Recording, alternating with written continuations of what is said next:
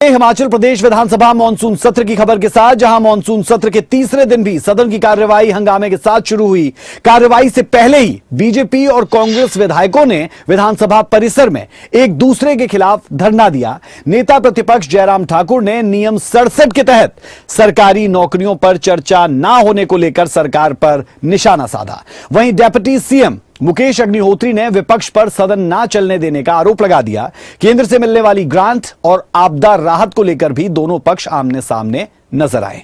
इसके बाद नारेबाजी करते हुए विपक्ष का वॉकआउट भी देखा गया, जिसके बाद फिर से कार्रवाई शुरू हुई। वहीं तीसरे दिन की कार्रवाई के बाद सदन को मंगलवार 11 बजे तक के लिए स्थगित कर दिया गया है। तो कुल मिलाकर पहला दिन हो, दूसरा दिन हो या फिर मानसून सत्र का तीसरा दिन हो, तीनों दिन हंगामे के आसार भी नजर आए और उन आसारों को वो हंगामे में कन्वर्ट करते हुए भी नजर आए। तो कुछ नहीं बदला, लेकिन आज आप कह सकते हैं कि सोमवार का दिन इस हिसाब से खास रहा कि वॉकआउट के बाद दोबारा सदन में आए और उसके बाद चर्चाएं की गई है। हाथों में तख्तियां हमने देखा कि सत्र के शुरू होने से पहले ही हाथों में नजर आई थी। दोनों तरफ से ये तमाम चीजें लगातार होती हुई नजर आ रही है, लेकिन उम्मीद है कि इस सेशन में जनता से जुड़े मुद्दों पर भी जरूर बात होगी।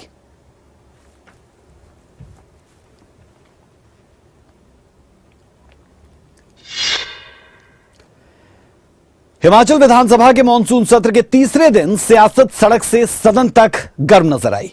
विपक्ष बैग और सूटकेस लेकर पहुंचा। नीरज भारती के कथित 3 बैग दिल्ली 2 सीएम के लिए वाले बयान को हथियार बनाया और सरकार पर भ्रष्टाचार के आरोप लगा दिए।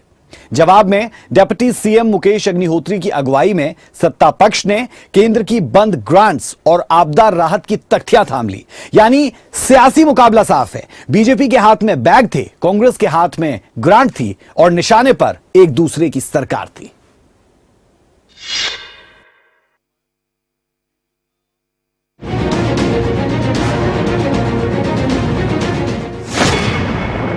सिर पर बैग, हाथों में बैनर।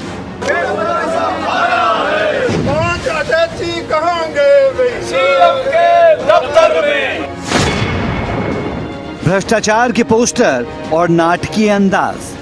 3 अटैची कहां गए भाई? राहुल के दफ्तर में। हिमाचल विधानसभा के मानसून सत्र के तीसरे दिन कुछ इस तरह की तस्वीरें सामने आई हैं, जिसमें विपक्ष ने तीसरे दिन भ्रष्टाचार को मुद्दा बनाया। प्रदेश कांग्रेस के ही उपाध्यक्ष रहे नीरज भारती के एक बयान को आधार बनाकर विपक्ष विधानसभा परिसर में पहुंचा। बैनर और तख्तियां तो हर प्रदर्शन में इस्तेमाल होती हैं, लेकिन तीसरे दिन से पहले की कार्रवाई में बैनर के साथ बैग और सूटकेस लेकर विपक्षी विधायक नेता प्रतिपक्ष जयराम ठाकुर की अगुवाई में विधानसभा पहुंचे। नेता विपक्ष ने नीरज भारती के उस बयान का हवाला देते हुए प्रदेश सरकार को भ्रष्ट बताया, जिसमें उन्होंने 3 बैग दिल्ली और 2 बैग सीएम सुखविंदर के लिए ले जाने की बात कही थी।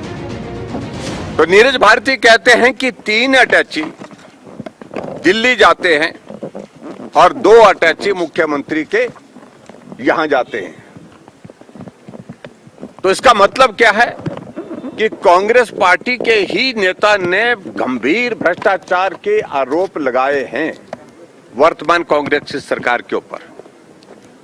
निश्चित रूप से अगर उन्होंने ये बात कही होगी तो उनके पास साक्ष्य भी होंगे, उनके पास पूरी जानकारी भी होगी। वो जानकारी का विषय तो उनसे संबंधित है।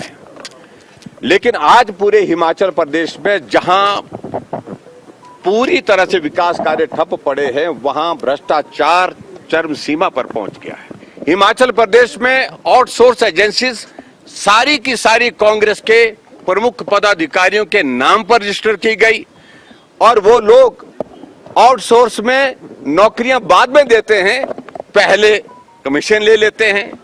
ये सारी चीजें इस प्रकार से ऑर्गेनाइज तरीके से अगर हिमाचल प्रदेश में भ्रष्टाचार का वर्तमान का स्वरूप अगर देखने को मिल रहा है तो ये सुक्खू सरकार का मिल रहा है। दूसरी ओर सत्ता पक्ष डिप्टी सीएम मुकेश अग्निहोत्री की अगुवाई में केंद्र से मिलने वाले तमाम अनुदानों और निधियों की तख्तियां लेकर पहुंचा, जो पहले तो हिमाचल को दी जाती थी लेकिन अब कुछ समय से बंद है। इनमें सबसे बड़ी ग्रांट आरडीजी थी, जिसके ना मिलने से हिमाचल को हर साल 10,000 करोड़ का नुकसान होने की बात डिप्टी सीएम ने कही।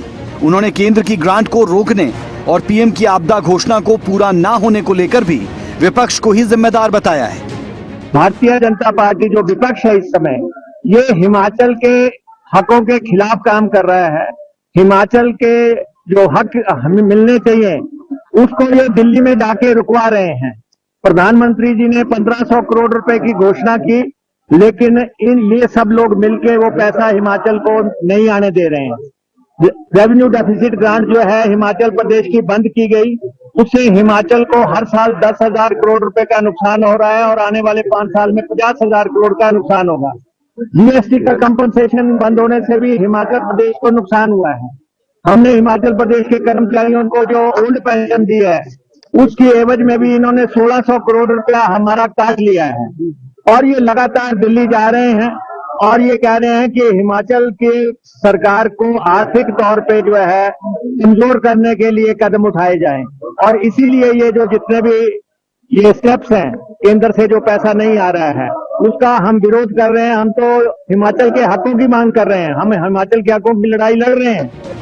विधानसभा परिसर में दोनों पक्षों के प्रदर्शन ने साफ कर दिया कि मॉनसून सत्र में सदन के भीतर के साथ साथ बाहर भी सियासी टकराव जारी है। एक ओर बीजेपी भ्रष्टाचार को मुद्दा बनाकर सरकार को घेर रही है, तो दूसरी ओर कांग्रेस केंद्र से मिलने वाली आर्थिक मदद और आपदा राहत का मुद्दा उठाकर विपक्ष पर निशाना साध रही है। यानी हिमाचल की सियासत में बैग से लेकर ग्रांट तक हर मुद्दा अब राजनीतिक हथियार बन चुका है। खबरें अभी तक के लिए शिमला से प्रदीप ठाकुर की रिपोर्ट।